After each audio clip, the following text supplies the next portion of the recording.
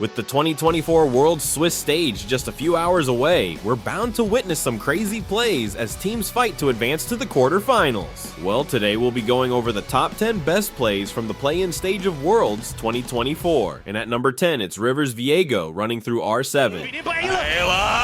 Is he caught out? Cyclone gets him up against the wall. It's everything for a distortion. Ayla's down, but into the backline looking for a reset. He can't get it. Quick tries. The rookies of 100 Thieves try to bring it in, but Rainbow 7, I'm planning a trip to South America.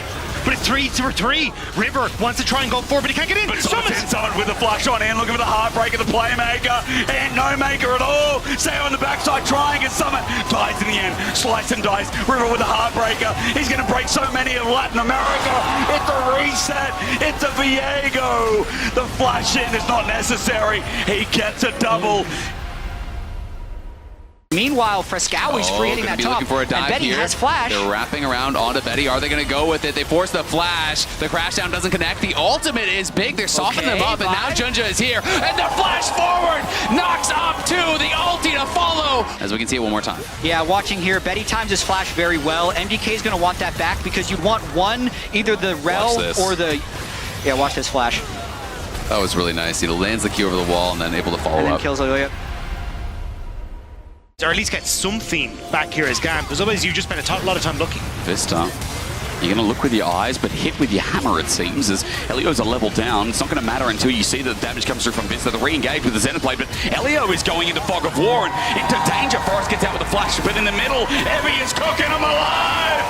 Levi's hit with the burn down damage, and Evi's spacing. Evie almost gets on out. The Electropper does good work, but Vista's there to receive. We get messy, we get down and dirty, but that's exactly where SHG want to be in the early game. As Dasha just needs this chain to connect. A stun up, a triple already going over to Kiaya, but Dasha needs another rotation. Distortion, auto, 2 kills, and now we're fighting blood with blood. And Guri's going to burn this down quite literally as Nanoe is making the TP play. He comes from mid to look to run down as a Herald is there. The Pop Blossom from Kuri layers him down. It's a bullet time to end World, so as Nanoe comes from the backside, cleans up one, now another. The damage was done by the VKE backline, but the Udi's ready to spike it down. Dinkiero gets spaced out. They're the ones that are actually able to control where they go. Curry gets a great ultimate, but watch Shogun's flash into them positioning for a perfect bullet time. The lockdown onto Weiser and also Curry, and Nanoe just runs past Dinkiero to set up one as Cheaton's caught in the pit with nowhere to go. He should be on this bottom wave, pushing it out and looking to try and teleport to the side, but now the pick. There's no cleanse on this Jin, but Easy Love has a barrier and flashes away, but Levy in over the wall, and you can see Kiaya again!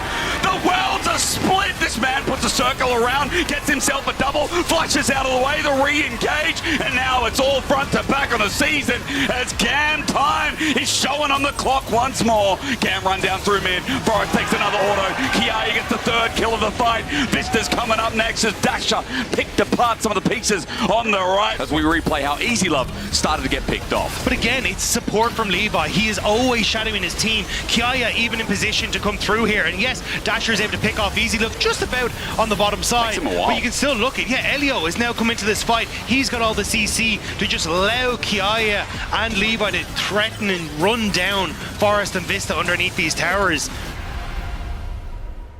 in that last engagement, whereas when you look at Kati now, very vulnerable, so you have to make sure you are coming in very carefully to the spaces Vikings. This choke point could spell their death, or it could be great for them if Pain Gaming overextend. Yeah, has been the one engaging. He's looking for an angle. Nanoe the same as well, but impaled in. Weiser's going to crisp him down and engages all he's got left, but a Pop Blossom sends him down! VKE don't know what just hit them. Aja on the flank.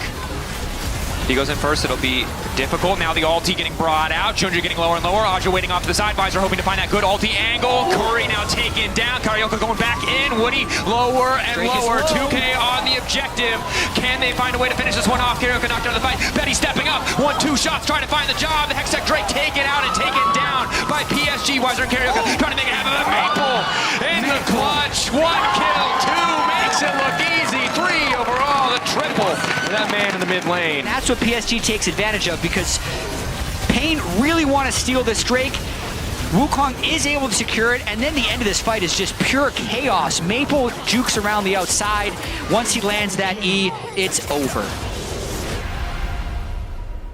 And the Drake has been begun by R7. Leons and Summit holding alongside this control ward. Nature's Grass coming out. Oddie tanks it. Kaney gets rooted as well, and the flank position is on here for Visor. The charm onto Oddie as well. He flashes away and brings Karaoke into the middle of his team. Visor finds one. They're going to engage. Kaney flashing forward. The unleashed power is enough, but Jinkato still on the chase. The charm eaten by Leons is beautiful. He saves his mid laner's life, and now Summit has time in the midst of 4 members of Pain Gaming. Sayo begins to open up. Karaoke going for that backline again. Kaney falling low, but the scatter the weak is sublime. R7, that was on a knife edge. That was a game of inches. Keep your eyes on how this fight started. So look at the position of Kaney here. Like, they're doing their best to protect him, but Leons is very far on the bank. Then the ultimate misses from Oddie. He then gives access for Karaoke into the fight. And then Kaney makes a smart choice, flashing over the wall, committing onto executing, and then the nice dash there to tank the charm from Leons as the second half of the fight is happening on the other side. Summit dives into 4 members, but look at this play from Karaoke. Flash in, gets the knockback, and this charm misses! Oh. It doesn't connect, which means that the stun is able to come through, connects onto 2 members. How important is the Jarvan and the Aurora ult going to be in the river? And crucially, can Vex land the ultimate onto Maple? Oh, Maple the Q-Flash! He gets caught out and he gets feared up. Is he going to go down? No, not just yet. The ultimate comes through. They finish him off. The bolt time over the top. And the Impale comes out. Frescowy's in trouble. Frescowy is down. Woody's down on the other side. It's Aja trying to make it happen. But it's Aja with no chance in hell.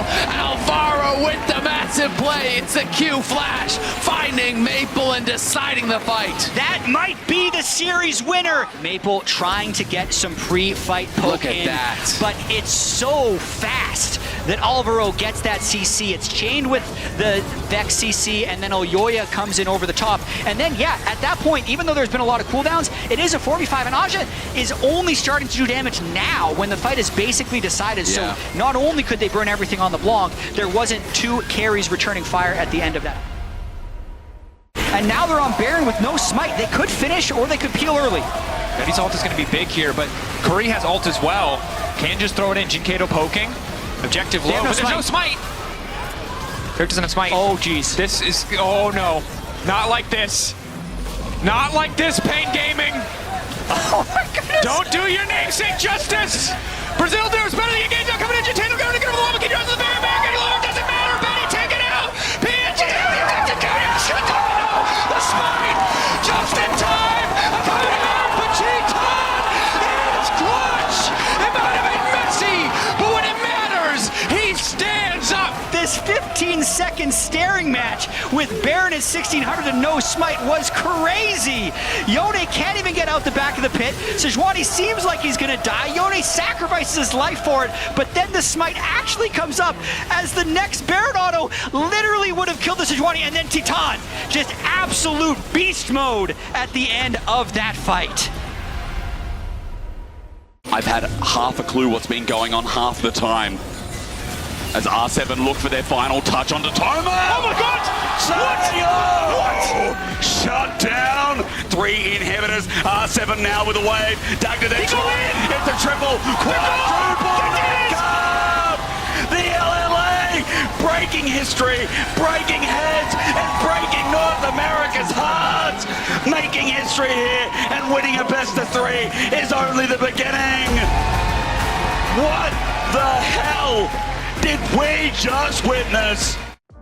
Now, if you enjoyed this episode, you'll certainly enjoy watching the funniest moments from the 2024 World's Play-In stage.